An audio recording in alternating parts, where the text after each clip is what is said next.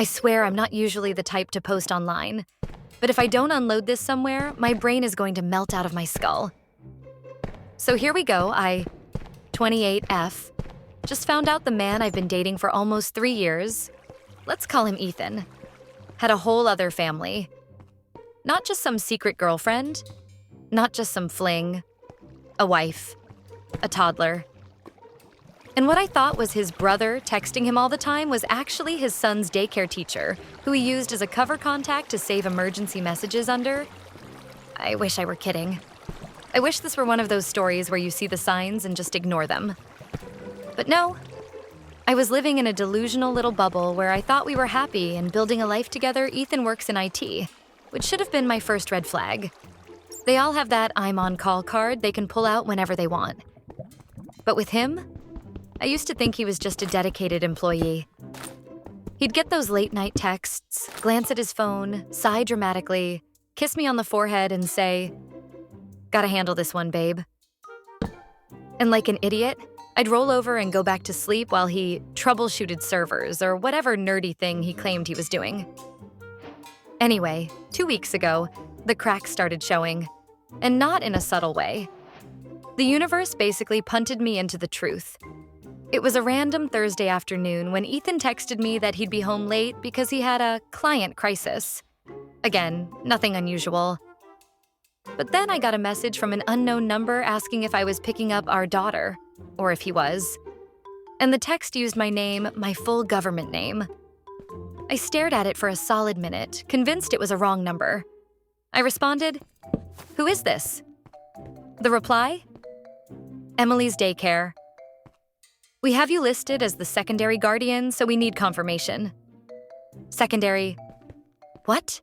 I'm not dramatic, but I think my soul actually left my body. I called the number immediately, expecting some clerical mistake or maybe a scam. Nope. The woman on the phone said, super casually, like she was telling me what temperature it was outside, "Oh yeah, we have you listed. Are you not picking Emily up today?" I tell her I don't know an Emily. I don't have a child. She goes silent.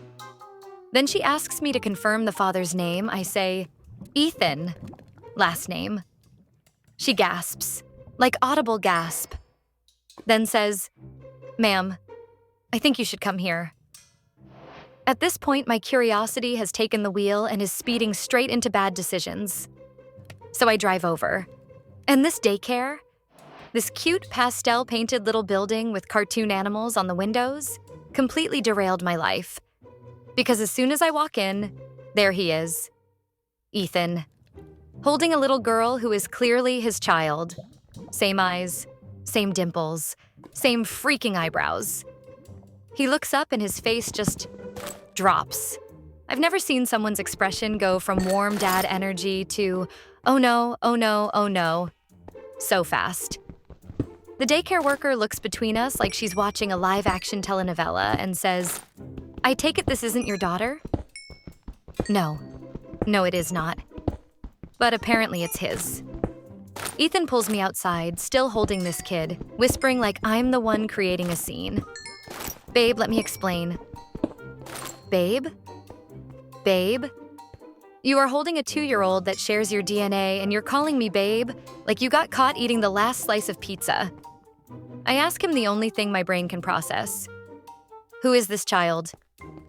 And the mother of all plot twists drops. She's my daughter, from my marriage. Marriage as in wife, as in vows, as in legally binding, as in, who the hell are you? Apparently, according to him, they were on a break, not legally separated, not divorce papers filed, just taking time apart. Except his break included everything except breaking up with her. He tells me he didn't know how to tell me because things were complicated. Oh yeah, super complicated, my guy. A whole toddler does make things a little tricky, doesn't it?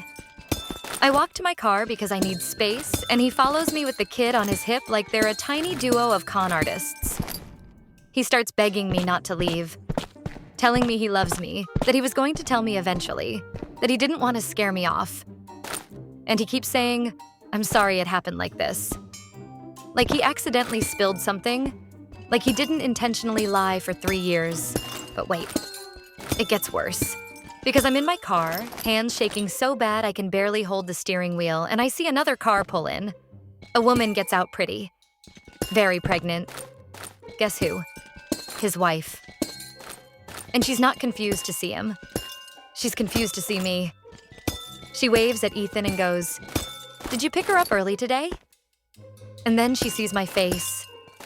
And Ethan starts panicking. And the daycare worker is standing behind the glass door pretending she's not watching with her mouth hanging open. Turns out, the wife thought they were on a break from therapy, not from marriage. They were apparently working on things. Ethan had told her I was his coworker. A coworker he was helping through a bad breakup. Oh, honey, if only. The wife starts crying before I even process what's happening, and somehow I end up comforting her because she had no idea he had a whole second relationship either. And then she drops another twist. She's not just pregnant. She's 8 months pregnant with twins. So Ethan's master plan was what? Rotate between 3 households? Juggle a toddler, 2 infants, a wife, and a girlfriend while still pretending he had night shift emergencies? He tries to get all 3 of us to go somewhere private to talk. I tell him he needs to talk to a lawyer. His wife tells him he needs to talk to Jesus. The daycare worker tells him he needs to leave because he's causing a scene. Honestly, she was the real MVP. I blocked him, deleted him, threw out the hoodies he accidentally left at my place. Pretty sure he had a set at both houses. But I wasn't done. Because when something this wild happens, the universe isn't finished either. 2 days later, the wife messages me. Not angry, not blaming me, just exhausted. And she sends me screenshots. Turns out I wasn't even the only girlfriend. There was another woman in another city he was seeing on weekends, and he told her that he was the one with a child, but the mom isn't in the picture. He had a whole rotation. I wasn't special. I wasn't even top-tier side piece. I was mid-tier. Budget, the Walmart version. I should have cried. I should have screamed. But I started laughing. Ugly laughing. Joker-style laughing. Because how does a man who forgets to replace the toilet paper manage 3 women and 2.5 children? Make it make sense. Anyway, the wife left him. The other girlfriend left him. I left him. He messaged me last week from a new number, blocked, saying he really misses what we had. What we had? Sir, what we had was you showing up to my house after pretending to be at Best Buy for 2 hours because you were actually at a prenatal appointment for your real family. So yeah, that's my story. I'm single now. My trust issues evolved into their final form. And if Ethan ever tries to contact me again, I'm changing my name and moving into the woods. The only silver lining is that at least the daycare got a good show that day. Honestly, we should have charged admission. I don't even know how to start this without sounding completely unhinged. But honestly, that's the mood this entire situation has put me in. So here's the deal. I work in a mid-sized marketing firm in the city. Been there for about 4 years. I like my job. I thought I liked my boss. Well, liked. In the sense that I respected him professionally. Let's call him Mark. Mark is in his early 40s, married, family man, perfect LinkedIn profile, very polished. The kind of guy whose face is in every client newsletter, all smiles and tailored suits on paper. He's a dream boss. In reality, he's a disaster waiting to happen, and I just got the front row seat to watch him implode. So it started about 2 months ago. I noticed Mark was acting weird. Not just your usual deadline stress weird, like texting someone in the middle of meetings, walking out to take calls in the bathroom, sudden lunch appointments that weren't on the calendar weird. At first, I assumed it was a client crisis. Mark is the type to do 60-hour weeks without blinking. But then things got messy. One Friday, I was in the office late, because yes, I do that sometimes. And I needed a signature from him on a contract. I knock on his office door. It's slightly ajar. Normally, he'd answer immediately. This time, he's on a video call, whispering. And I kid you not, the client on the other end was not on mute. And he's not a business contact type of client. No, this was way too intimate. He was calling her baby multiple times. I freeze. My brain literally stops working. I stand there for what feels like 5 minutes and then tap on the door and he jumps, quickly slapping his hand over the camera, looking like he's caught stealing candy from a baby. Classic guilty behavior. I pretend nothing happened, take the paperwork, leave. But now I'm curious, like really curious. And also a little scared because, hello, this is my boss. The next week, I start noticing patterns. He has this consulting client, let's call her Clara, who only schedules meetings during odd hours, sometimes after office hours. Everyone else in the office thinks Clara is a new client with a special project. But the red flags? Too many private lunches, the Uber receipts that don't match any business location, the faint perfume smell lingering in his office.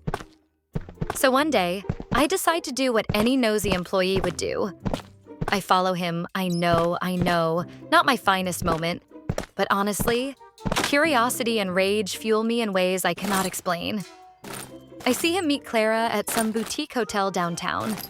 Not a business hotel. A boutique? Tiny. Intimate. She's wearing a dress that is definitely not business casual. And there he is. Acting like they're alone in the world, I take pictures because I know I'll need proof. Now, you might think this is the juicy part. But wait, it gets messier. I start piecing things together. Mark has been playing everyone. Our HR lady, Janet, has been mysteriously nice to him lately. I start talking to other coworkers. Careful, because gossip spreads like wildfire. That's when I discover 2 things. 1, Janet has been tipping him off whenever someone's in the office. And 2, there's another colleague, Ryan, who's somehow financially tied to these clients. At first, I think maybe it's just shady office politics. But the deeper I dig, the more I realize Mark's been running some kind of scam. Here's the thing.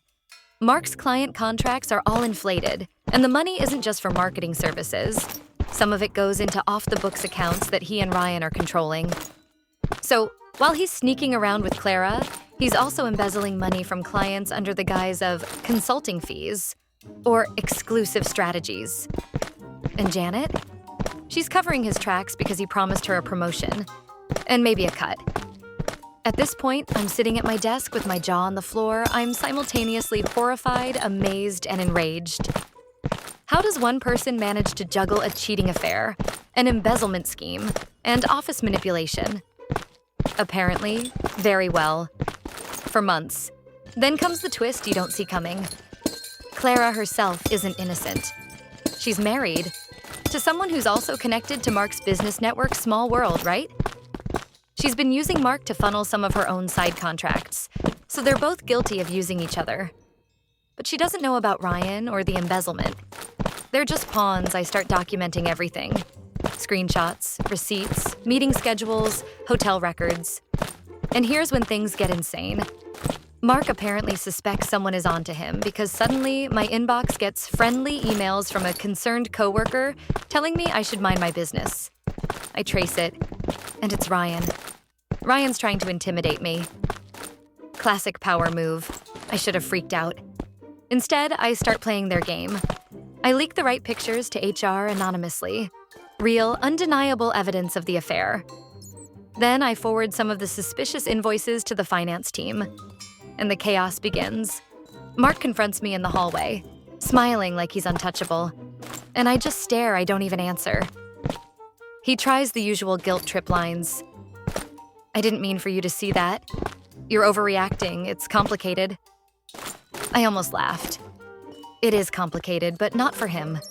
The entire office is watching now. And then, the twist no one expected.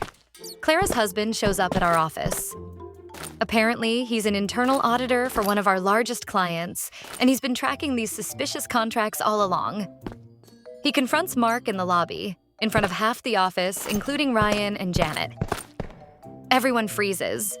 The confrontation is cinematic. Clara bursts into tears. Mark is shouting. Ryan is trying to disappear. Janet looks like she's going to pass out. Within 24 hours, HR freezes all accounts, auditors descend, and Mark is officially suspended pending investigation. The embezzlement trail is messy, but it's there. Clara's husband is surprisingly calm, almost robotic, but he files his report. Janet is demoted. Ryan is under investigation. And me? I'm sitting at my desk with a mix of relief and vindication. I'm alive, I'm sane, and most importantly, I know I didn't let some sociopathic circus ruin my career. But here's the thing. Because of all the legal stuff and non-disclosure agreements, I can't tell anyone the full story, not even my best friend. So I'm here, posting online like some digital confessional, because if I don't tell someone, I think my brain might explode. The last twist? I find out that Mark's been sending apology gifts to the office staff, jewelry, gift cards, even expensive lunches, to try to buy loyalty while the investigation goes on. It's pathetic. It's also insane that a grown man thinks bribery can smooth over both infidelity and financial fraud. So yeah, that's my story. My boss is cheating with a client, running a semi-scam with coworkers, nearly destroyed his entire professional network, and somehow I ended up surviving all of it without getting implicated. And honestly, I feel like I need a medal. Or therapy. Or both. Probably both. And the cherry on top? When all of this finally blows over, Mark has the audacity to send me an email saying he hopes we can remain professional. Professional? My professional boundaries just had a nuclear meltdown, buddy. No, absolutely not. Moral of the story. Trust no one in the office, especially not the person whose smiling LinkedIn photo could win awards. And if you ever see a client emergency that involves sneaky hotel meetings, trust your gut. And yes, I took the photos. And yes, they will haunt him forever. And me? I just keep laughing. Because if you don't laugh at this point, you cry. Okay. So I literally cannot process what happened without documenting it because my brain is currently filing this under top 10 worst decisions of my life. And also, most ridiculous sitcom plotlines that somehow became real life. Buckle up because this is a mess. And honestly, if anyone tells me I need therapy, I will just laugh and nod. Because yes, obviously I need therapy. But also, you need to read this. So here's the deal. I, 27F, have been engaged to my fiancé. Let's call him Tom, for about a year. He's amazing in the most normal, stable, charming way possible, except here's where things get insane. About 6 months into our engagement, I started seeing someone else. And yes, I know how that looks on paper, like, wow, she's literally terrible. But let me explain. I never meant for it to get this complicated. I thought I was clever. I thought I was subtle. I thought I was in full control. I was wrong. So the affair. His name is Derek. Totally separate guy.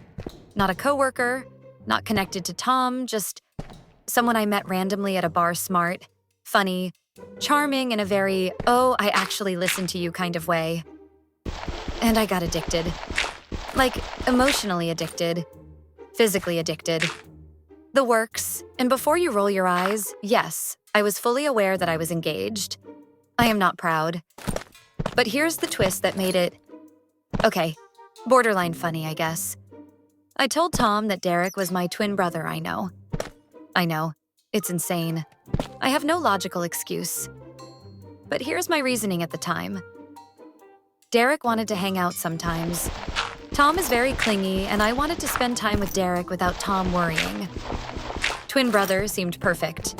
He'd meet Derek occasionally, always under the guise of some family dinner, cousin birthday, whatever. Tom got attached to the idea of meeting my twin. He would even tag along when I said I was meeting Derek because he wanted to see me hang with family. I swear, I thought I was a genius. Fast forward 6 months. I've been juggling Derek, Tom, the twin brother lie, and somehow managing to make both relationships seem normal somehow. Until, of course, the universe decided that wasn't enough chaos. It was a Friday night. Derek texts me last minute. "Hey, wanna meet up?"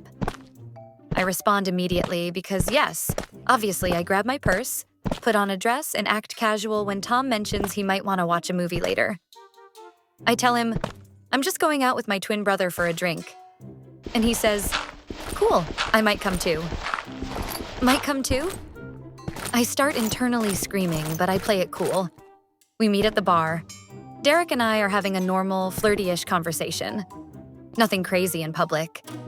But then, you guessed it, Tom shows up with a friend. He didn't just show up. He literally walked in, spotted us sitting together, and waved like we were family. I try to act normal. Derek gives me a look like, oh no. She said he might come, but didn't tell me he actually would. We both panic internally. And here's the first twist. Tom's friend, let's call him Matt, is apparently blindly protective. He leans in like he's about to interrogate a criminal and says, so, this is your twin, huh? Tom nods proudly, like I should be impressed with my own storytelling skills. Derek, in a panicked whisper, goes, twin? Are you serious? And I nod, smile, try to act casual because obviously, this is going to be fine. It's not fine. Tom sits down next to me. Derek sits across. Matt sits next to Tom. And suddenly, everything becomes a public guessing game of who is actually related to whom. Because at this point, Derek is trying not to panic. Tom is happily drinking his beer and chatting about family resemblance. And I'm sweating like I'm about to run a marathon in my own anxiety. Then, the second twist. Derek gets a call. And instead of stepping outside like a normal person, he answers it loudly. And guess who's on the line? His actual wife. Wait, his actual wife. She's furious. She has apparently been tracking him for weeks because he's been mysteriously busy with family obligations, and she followed him to the bar. And here's the punchline. Tom sees Derek talking to a woman outside and panics. He thinks Derek is cheating on his twin sister, aka me. He jumps up, storms outside, and grabs Derek by the shoulder, yelling, "What the hell is going on? You cheating on my sister?" Derek, in the most literal sense, is trying to explain that, no, I'm not his sister, I'm not his wife, and also he's married to someone else entirely. Tom isn't listening because he's so shocked. Meanwhile, I follow outside, waving my arms like a lunatic trying to explain. He is my twin. He is my twin. Derek is screaming. The wife is screaming. Tom is yelling, and Matt is just standing there, frozen, whispering, I didn't sign up for this. At some point, the bartender steps outside with a tray of drinks because apparently the argument is disrupting everyone else. And then, it gets funnier. The wife, in her fury, accidentally trips and knocks over a trash can, spilling all the contents onto Tom's shoes. He slips, falls, lands in a puddle of melted ice and spilled soda, I swear on my life. At that moment, the entire situation felt like a slapstick comedy. Then the third twist. Derek's wife recognizes Matt, turns out. She's been working with Matt for a side hustle company. They run this shady online exclusive product drops business. And she realizes Matt has been scamming them out of money. She calls him out. Suddenly, the argument that was about cheating now becomes a multi-layered chaos of alleged scams, accusations, and literal slapstick. Tom is now convinced his twin brother is dating someone. Derek is trying to clarify he's married, and I'm standing in the middle, sweating bullets, trying to maintain the twin narrative that is clearly crumbling like a poorly baked cookie fourth twist, because of course there's another one. Derek's wife pulls out her phone and plays a voice memo. It's me, laughing on the phone with Derek about how ridiculous it is that I told Tom he's my twin. Everyone hears it. Tom freezes. His jaw drops. Matt faints slightly. Derek face palms. And the wife? She starts laughing too. And then suddenly, the mood shifts because we are all too tired and shocked to stay angry. By the end of the night, everyone agrees on 3 things. Derek and I are both terrible people. Tom needs therapy. And possibly anger management. Matt should be banned from all social interactions forever. The last twist. I actually proposed a group dinner the next week, pretending it's family bonding. Somehow it worked. Everyone laughs about the ice spill. Tom has finally pieced together that I wasn't literally his twin. Derek's wife is now friends with me, unironically, because apparently we both suck at life in similar ways. And Matt got fired from his side hustle business because the wife exposed the scam. So yeah, that's my life right now. I got caught having an affair, told my fiancé it was with my twin brother to cover it up, got involved in a slapstick series of public freakouts, and somehow everyone survived, including my dignity. Barely. The moral? If you're going to lie about a twin brother, maybe, just maybe, don't. Or at least, have a better plan than involving a married man, a bar, your fiancé, a protective friend, and a trash can. Honestly, I'm still laughing about it, and crying, but mostly laughing. And yes, I am uninviting myself from all bars indefinitely.